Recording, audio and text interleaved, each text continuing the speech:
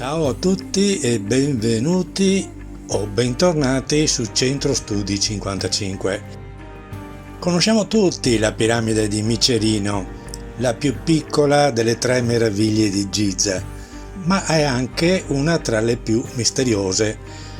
Ebbene, da qui a qualche tempo non è più così come eravamo abituati a vederla. Infatti, e la notizia è di pochi giorni fa, hanno iniziato a ricostruirla. Come riportato alcuni giorni fa dall'Egyptian Gazette, un team congiunto di archeologi egiziani e giapponesi sta studiando e classificando i blocchi di granito che formano l'involucro esterno della piramide. Non si tratta solo delle pietre che sono ancora nella loro posizione originale, proprio no, perché lo studio riguarda anche quelle cadute e che oggi giacciono sparpagliate alla base della piramide, comprese quelle che sono sepolte sotto la sabbia. E per fare questo hanno iniziato a scavare attorno alla base della piramide. Ed ecco le prime immagini rilasciate di questi lavori. E come possiamo ammirare, ecco la base originale della piramide, e così possiamo finalmente vedere qualche cosa che è stato celato per secoli. Sembra tutto fantastico, però molti già adesso non sono contenti di quello che accade e più tardi vi diremo qualcosa in proposito. Mustafa Maziri, che è il segretario delle antichità egiziane, o meglio del Consiglio Supremo delle Antichità, ha descritto questa nuova opera come il progetto del secolo. Questo signore, per chi non lo sapesse, da qualche tempo sta cercando di oscurare la fama del nostro amico Zahi Hawass e afferma che gli è venuta questa idea perché le pietre del rivestimento di Menkaure rimangono una caratteristica tristemente poco studiata e trascurata del monumento. Poi continua dichiarando: è come se una delle civiltà più antiche dell'umanità avesse lasciato fuori un puzzle che nessuno si è mai preso il tempo di rimettere insieme. Bene, a questo punto pensiamo che anche voi siate sorpresi dall'apprendere questa notizia. Noi sinceramente non ne siamo entusiasti, perché questa decisione potrebbe provocare anche danni irreparabili.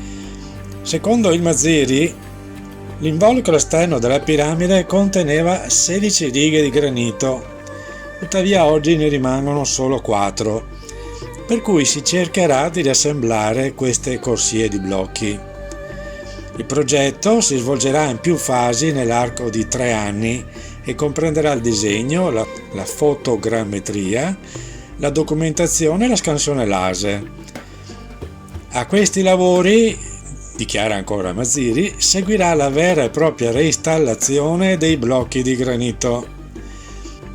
Come prima osservazione va detto che i blocchi che giacciono a terra sono lì da centinaia, se non migliaia di anni.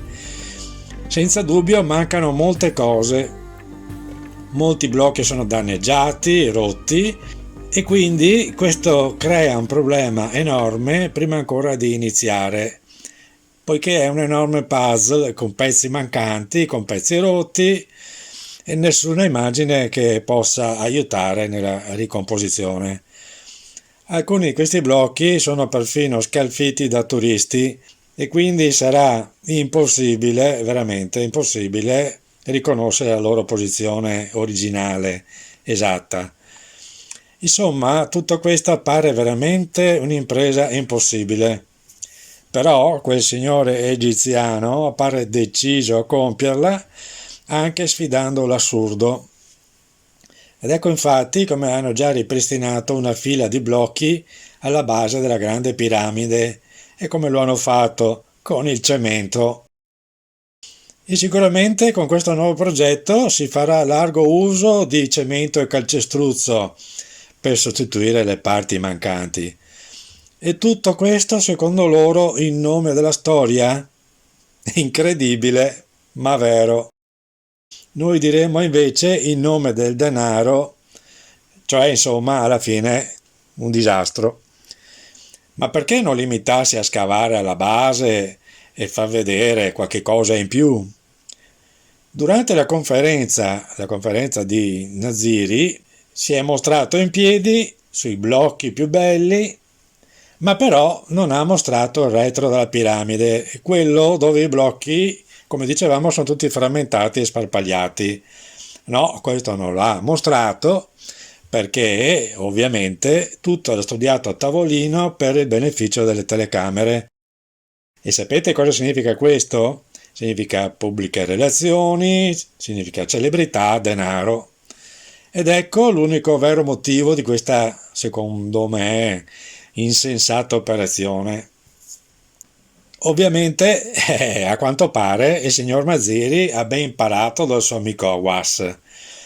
E se veramente il loro intento fosse la ricerca e la scoperta scientifica a beneficio dell'umanità, perché fino ad oggi hanno sempre rallentato i lavori per le nuove scoperte e hanno anche sempre celato i dati raccolti? Ricordiamo che sono passati più di 20 anni dall'esplorazione dei condotti con i vari rover e robottini e sono passati anni ancora dalla scoperta con i muoni delle probabili camere nascoste.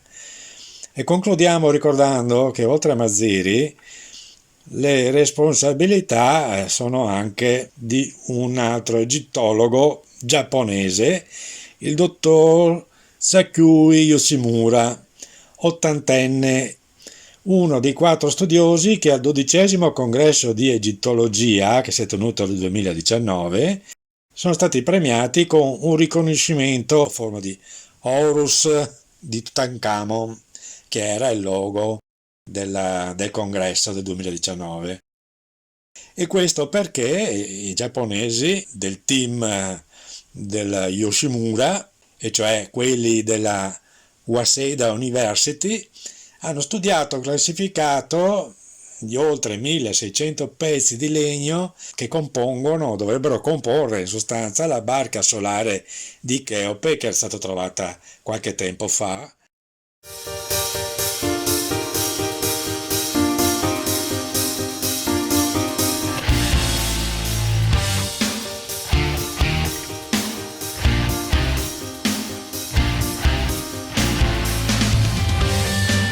Per concludere in bellezza, propongo di chiamare il signor Mustafa Waziri e il suo amico giapponese per incrementare anche il nostro patrimonio storico. E voi che ne dite? Ecco, per il momento io vi ho detto tutto, spero che questo video vi sia piaciuto. Se è così, mettetemi un like, mi raccomando. Grazie ancora per l'ascolto e la visione, alla prossima.